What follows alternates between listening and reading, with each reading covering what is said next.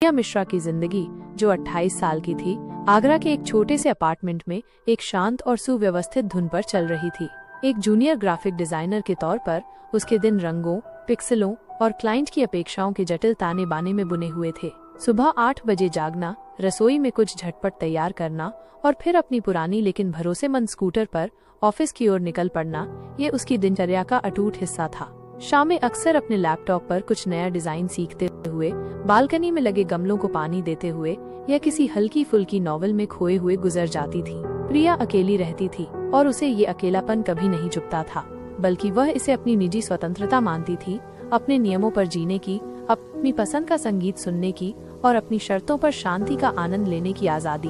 उसका स्मार्टफोन उसके हाथ का विस्तार था, काम के लिए एक आवश्यक उपकरण, दोस्तों से जुड़ने का एक माध्यम और मनोरंजन का एक अनहीन स्रोत। उसे कभी अंदाजा नहीं था कि यही उपकरण एक दिन उसके लिए आतंक का प्रवेश द्वार बन जाएगा, उसे एक ऐसे दुस्वप्न में धकेल देगा जहां से बचने का कोई रास्ता नहीं था।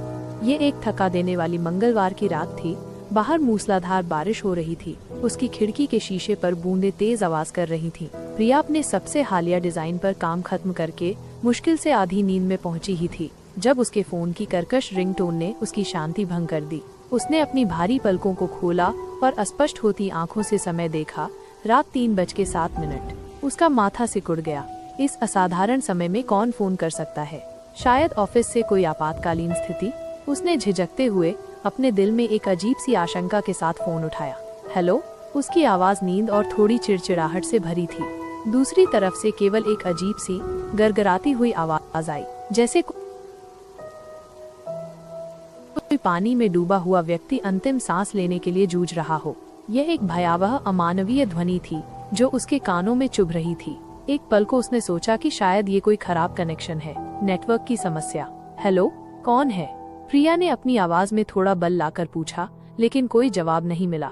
सिर्फ वो डरावना, घुटन भरा शोर जो अब और तेज होता जा रहा था। उसकी रीढ़ में एक ठंडी सिहरन दौड़ गई, जैसे किसी अदृश्य ठंडी हवा ने उसे छू लिया हो। उसने जल्दी से फोन काट दिया, ये सोचकर कि ये कोई गलत नंबर था या शायद कोई नशे में धुत शरारती तत्व जो अपनी आधी रात की मौज मस्ती में था। उसने फोन को अपने बेड साइड टेबल पर वापस रखा और खुद को ये समझाते हुए दोबारा सोने की कोशिश की कि ये बस एक मामूली घटना थी। लेकिन उसके दिमाग में वो अजीब आवाज एक परेशान करने वाली गूंज की तरह अटक गई थी। ठीक 5 मिनट बाद उसकी घड़ी पर 3:12 दिखा। फोन फिर बजा। प्रिया की आंखें तुरंत खुली। अब उनमें नींद की कोई गुंजाइश नहीं थी। ये फिर से वही नंबर था, उसकी संपर्क सूची में न होने वाला एक अजीब अज्ञात नंबर।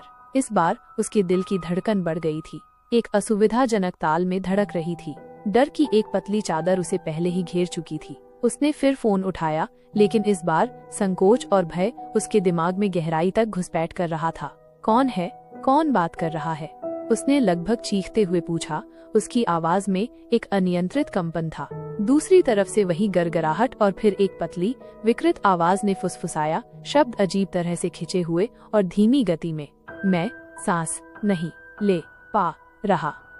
आवाज टूटी हुई और दर्द से भरी थी, जैसे कोई मरने वाला व्यक्ति अपनी आखिरी सांसें गिन रहा हो। प्रत्येक शब्द के साथ एक भयानक, गीली आवाज जुड़ी हुई थी। प्रिया ने एक झटके से फोन गिरा दिया। डर की एक ठंडी, जमने वाली लहर उसे पूरी तरह से जकड़ चुकी थी।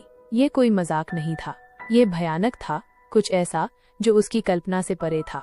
वो अपने बिस्तर से उठकर भागी और अपने कमरे की बत्ती जलाई, मानो प्रकाश उस अदृश्य खतरे को दूर कर देगा। उसकी सांसें तेज हो गईं, उसका सीना ऊपर नीचे हो रहा था। उसने खुद को समझाया कि ये सिर्फ एक बुरा सपना है, एक रात का दुस्वप्न। लेकिन उसके हाथ कांप रहे थे और उसकी हथेलियां पसीने से भीगी हुई थी। ये सपना नहीं था। रात के बाकी घंटे प्रिया ने जगी हुई और आतंकित बिताए। हर 5 मिनट में फोन बजता रहा। उसकी रिंगटोन की हर आवाज उसके नसों में बिजली की तरह दौड़ जाती थी। हर बार वो आवाज थोड़ी क्लियरर होती गई, थोड़ी अधिक मानवीय, फिर भी उतनी ही पीड़ादायक जितनी पहली बार थी। पानी, पानी। एक बार आवाज ने धीमे से फुसफुसाया, जैसे कोई प्यास से मर रहा हो। दूसरी बार अकेला, नहीं, छोड़ो। एक भयानक, दर्द भरी पुकार जो उसके दिल में उतर गई। प्रिया ने अपने फोन को बंद करने की कोशिश की, उसे अपनी उंगलियों से बंद करने की कोशिश की, लेकिन जब भी वो उसे स्विच ऑफ करती वो फिर से अपने आप ऑन हो जाता और फिर से बजने लगता। रिंगटोन की कठोर आवाज हवा में गूंजती रहती। उसने चार्जर से डिस्कनेक्ट करने की कोशिश की, लेकिन फोन अभी भी बजता रहा, जैसे उसे किसी बाहरी अनदेखी शक्ति ने चला रखा हो। उसकी कोई भी कार्रवाई उसे रोक नहीं पा रही थी। उसने डर कर कंबल ओढ़ लिया, अपनी आंखों को कसकर बंद कर लिया, इस उम्मीद में कि ये सब बस गुजर जाएगा, और सुबह होने का बेसब्री से इंतजार करती रही। सूरज की पहली किरणें जब कमरे में पहुंची तो कॉल्स अचानक बंद हो गईं, जैसे किसी स्विच को बंद कर दिया गया हो। प्रिया ने एक लंबी कांपती हुई राहत की सांस ली, लेकिन ये राहत क्षणभंगुर थी। उसके दिमाग में एक ही सवाल था, एक ही विचार बार बार घूम रहा था, यह क्या था और यह मुझसे क्या चाहता है। वो समझ नहीं पा रही थी कि उसने ऐसा क्या किया था जिससे ये सब शुरू हुआ, या उसने किस अदेखी सीमा को पार कर दिया था। अगला दिन प्रिया के लिए एक धुंधला और अतार्किक अनुभव था। नींद की कमी और रात के आतंक ने उसे पूरी तरह से थका दिया था और उसके दिमाग को भ्रमित कर दिया था। ऑफिस में वो अपने काम पर ठीक से ध्यान केंद्रित नहीं कर पा रही थी। उसके दिमाग में बार बार वही गड़गड़ाती हुई आवाज और टूटे हुए शब्द गूंज रहे थे। सहकर्मियों ने उसकी उदासी और सुस्त आंखों को देखा और उससे पूछा कि क्या वो ठीक है, लेकिन उसने बहाना बना दिया कि उसे बस थोड़ी नींद नहीं आई है, ये सोचकर कि कोई भी उस पर विश्वास नहीं करेगा। उसने खुद को ये विश्वास दिलाने की कोशिश की कि शायद रात के समय ही ये सब होता है, कि दिन का उजाला इस आतंक को दूर भगा देगा। लेकिन जैसे ही शाम होने लगी और सूरज डूबने लगा, उसके दिल की धड़कन तेजी से बढ़ गई। जैसे ही अंधेरा उसके अपार्टमेंट में घुसने लगा, हर परछाई भयानक और संभावित रूप से खतरनाक लगने लगी। उसने हर खिड़की और दरवाजे को बार बार जांचा, ये सुनिश्चित करने के लिए कि सब बंद हैं और सुरक्षित हैं, जैसे कि भौतिक ताले किसी अदृश्य खतरे को रोक सकते हों। उसने अपने दोस्तों को फोन करने की कोशिश की, अपनी आवाज में थोड़ी सामान्यता लाने की कोशिश करते हुए, लेकिन हर बार जब वो किसी को डायल करती तो लाइन व्यस्त आती, या कभी कभी उसे वही गड़गड़ाती हुई आवाज सुनाई देती जो उसके कानों में मैं आ रहा हूँ फुसफुसाती थी। उसके कानों में ठंडी सांसें महसूस होती थी। वो जानती थी कि ये सिर्फ उसके दिमाग का खेल नहीं था, कोई नींद की कमी का भ्रम नहीं था, ये वास्तविक था और ये उसके करीब आ रहा था। जैसे जैसे रात गहराती गई, आतंक फिर से शुरू हो गया, और भी ज्यादा भयावह और दृढ़ संकल्पित होकर। रात ठीक 3:07 बजे फोन फिर बजा। उसकी रिंगटोन की आवाज अब और अधिक घुसपैठ करती हुई लग रही थी।